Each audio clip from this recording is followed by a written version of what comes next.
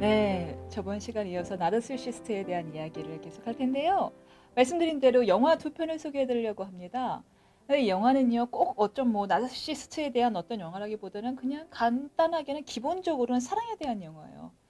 근데 풀어가는 방법이 굉장히 재미있어요. 이 두 가지 영화 자체로도 재미있으니까 한번 보시면 좋을 텐데요. 먼저 첫 번째 소개해 드릴 영화는 매기스 플래넷이라는 미국 영화입니다. 매기 말 그대로 매기의 작전인 거예요. 매기의 계획.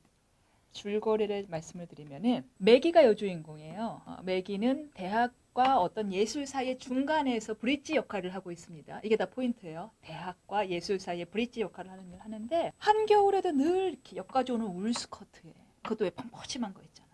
그리고 역까지 올라오는 스타킹에 늘 아주 낮은 로퍼를 신고 다니고 단정하게 머리를 묶고 다녀요. 그리고 신실하게 교회에 가서 기도하고 책임감 있고 딱 나르시스트의 타겟되기 너무 좋은 사람인 거예요. 에다노크가 등장합니다.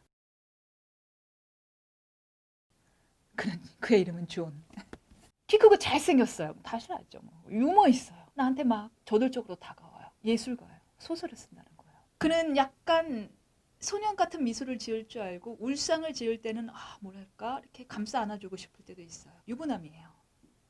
아이가 둘인가 셋이 있습니다. 아내와 아이도 뒷바라지 하냐고 정신이 없어서 자기 소설은 하나도 쓰지 못하는 것 같은 불쌍한 사람이에요. 그럼 아내는 누구냐? 줄리안 무어가 등장합니다. 조젠 역할이에요. 조젯이라는 역을 맡았는데 줄리안 무어가 그 콜롬비아 대학의 10년 종신제를 갖고 있는 되게 잘 나가는 거래요. 그게 되게 멋진 여자고 바깥밖에 모르고 자기밖에 모르는 여자예요. 그래서 아내 집안일은 다 에다 놓고 존이 해야 되는 걸로 매기는 알고 있죠. 그렇게 알고 있겠죠. 그러니 이 존에 대한 안타까움과 동정심이 생기는 거예요. 나라면은 저렇게 능력 있고 잘생긴 남자를 소설만 쓰게 해주면서 하게 해줄 텐데 매기의 할 일은 그렇다면 존을 따뜻하게 감싸 안아주겠죠. 이해해주겠죠. 그럼 뭐가 되겠습니까? 사랑이 이루어지겠죠. 매기야, 그럼 안 되는데. 둘은 격정적으로 사랑에 빠집니다. 결혼을 했고요. 둘 사이에서 너무 예쁜 딸도 태어났습니다.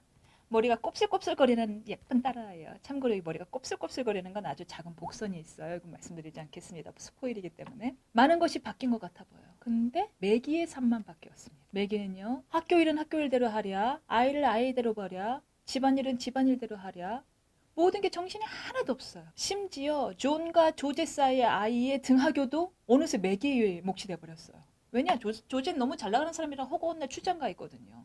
그럼 존은 소설 쓴다고 그 아이들 등하교도 다 두 번째 아내인 매기한테 맡겨버리는 거예요. 그럼 우리 존님은 뭘 하고 계시냐? 매일이 몇 년째 같은 소설만 구상하고 있어요. 방해 따윈 받아서는 안 돼. 미안한데 네가 좀 가져. 나 지금 출판사랑 약속이 있어갖고 나 거기 못 갈 것 같아. 매기가 한숨을 쉬고 알았어요 하고 책임감 강한 그 여성은 알겠습니다 하고 남편 일도 대신 처리하러 가요. 갔다 와봤더니 웬일? 미팅은 취소됐고 이 사람은 낮잠 자고 있어요. 매기는 굉장히 현명한 여정이었어요. 깨닫게 돼요. 존 이 사람은 지밖에 모르는 인간이구나. 그런데 조젯과의 관계는 왜 그렇게 됐느냐? 조젯이 더 지밖에 모르는 사람이었기 때문이구나. 그러니까 이런 사람은 더 지밖에 모르는 사람한테 휘둘려야지 자기 자신에게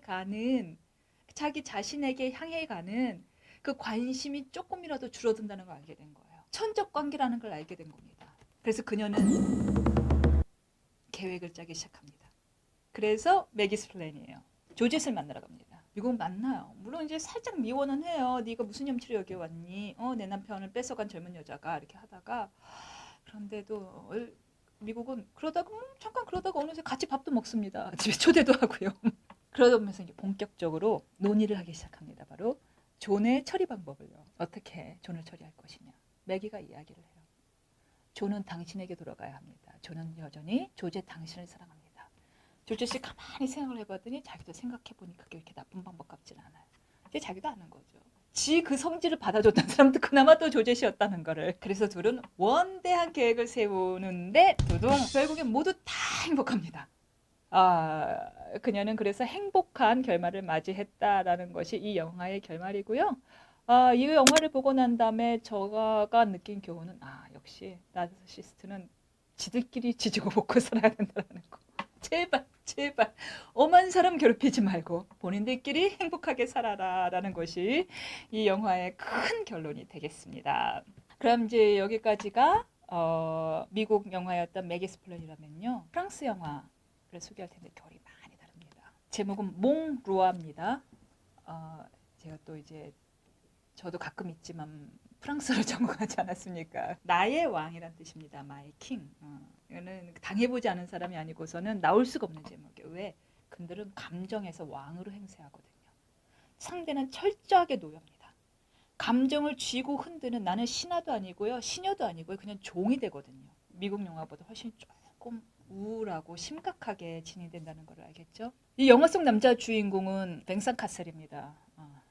다 아시죠? 예전에 모니카 벨루치의 전 남편이었어요. 맡은 역할 이름은 조르조고요. 키 크고 섹시하고 돈 많고 유명한 셰프예요. 다 갖췄죠. 그리고 그와 사랑에 빠지게 되는 여인의 이름은 톤인데요. 엠마누엘 베르코래요. 저 약간 낯선 배우입니다. 엠마누엘 베르코는 직업이 놀라지 마세요. 변호사입니다. 남 얘기 같지가 않더라고요. 당연히 책임감 만땅입니다. 네, 만렙이에요. 근데 이 여자는 단순한 그냥 변호사가 아니라 둘이 만나게 된 것 자체가 클럽이에요. 변호사로서 살지만 약간 즉흥적이고 흥 많고 이런 삶에 대한 동경이 있는 사람인 거예요. 눈물이 앞을 가립니다. 누가 제 얘기를 허락도 없이 이렇게 막 썼는지. 불같은 사랑에 빠져요. 그리고 결혼도 합니다. 네, 요 결혼식 장면이 또 복선이에요. 왜냐하면 되게 소규모 결혼을 하고 링도 맞추지 않습니다. 결혼 반지도. 그 다음 사람들이 왜 결혼식 반지도 안 맞춰? 라고 하니까 뭐 해물을 이렇게 이게 왜 링이야? 하면서 그냥 먹어버려요. 뻔한 결혼식 따위는 우리는 거부해. 뭐 이런 모습이겠죠. 우린 남들처럼 평범한 삶 따위 영위하지 않아. 평범한 삶이 좋은 거라는 걸 곧 알게 됩니다. 이 남자는요. 결혼 후 전 여친 뭐 쭉뻥 모델이에요. 그동안 늘 모델하고만 만났어요. 근데 결혼은 변호사랑 한 거죠. 전 여친과의 관계를 끊지를 못합니다. 처음에는 끊을 것처럼 굴어요.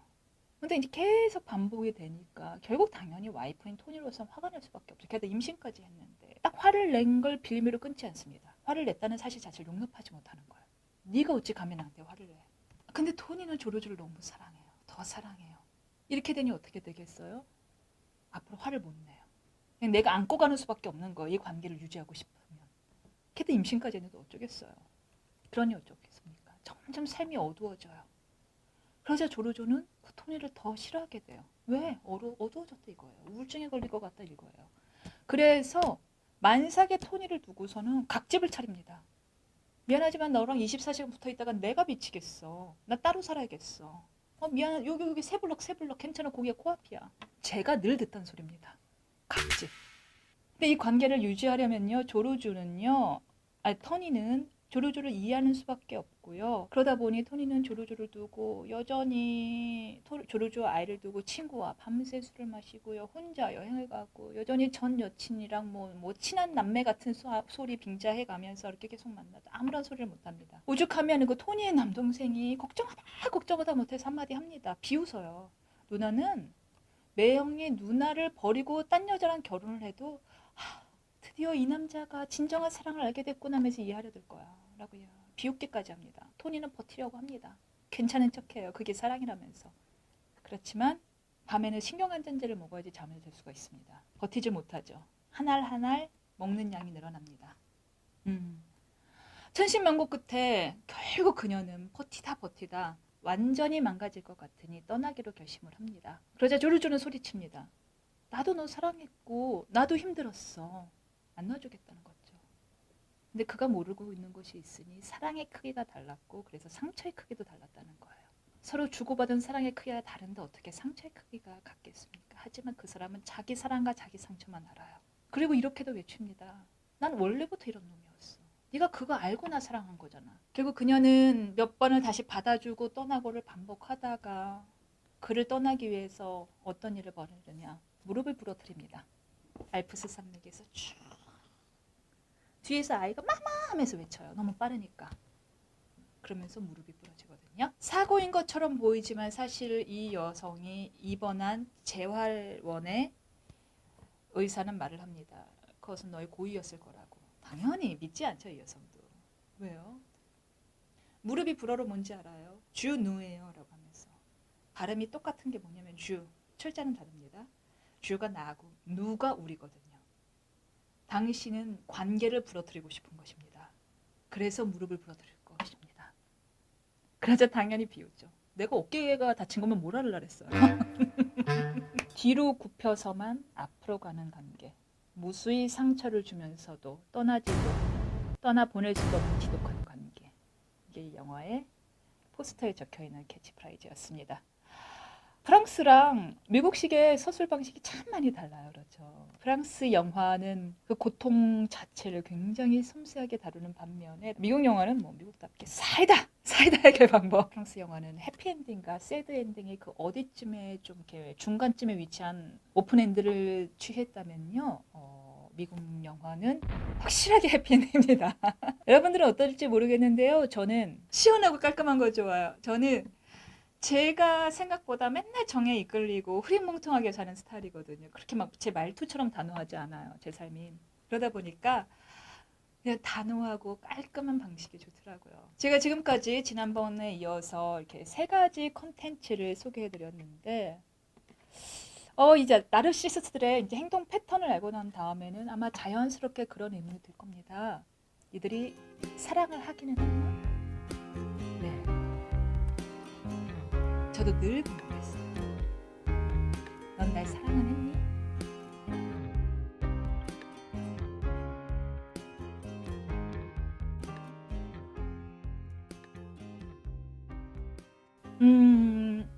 그들이 희생양으로 찍는 사람들을 그 사람들은 사랑하긴 사랑해요. 그리고 뱅상카셀도 그래서 말하는 겁니다. 나 또한 사랑받았다고. 그래서 널 사랑했다고. 근데 참 묻고 싶어요. 왜 사랑을 그렇게밖에 못하니? 응? 왜 그렇게 상대를 괴롭히면서 사랑하니? 나 원래 이랬다고? 맞아요. 사실 그것도 맞아요. 그 모습을 사랑했던 것도 맞아요. 자기 자신에게만 온통 관심이 가 있어서 나 멋져 보이려고 하는 그 모습에 오 섹시한데 해서 사랑했던 것도 맞아요. 그러니 그들의 항변도 어느 정도는 일리는 있죠. 어쩌면 내 탓일 수도 있는 거예요. 또 이렇게 제 탓을 하게 됩니다. 이게 정말 이 베니병이에요. 저는 항상 제 탓을 하게 되는 거. 긴 이야기가 됐는데요. 마지막으로 이 책의 내용을 조금 인용하자면은 나르시시스트들로부터 막 빠져나온 희생양들을 그냥 둬야 된다고요.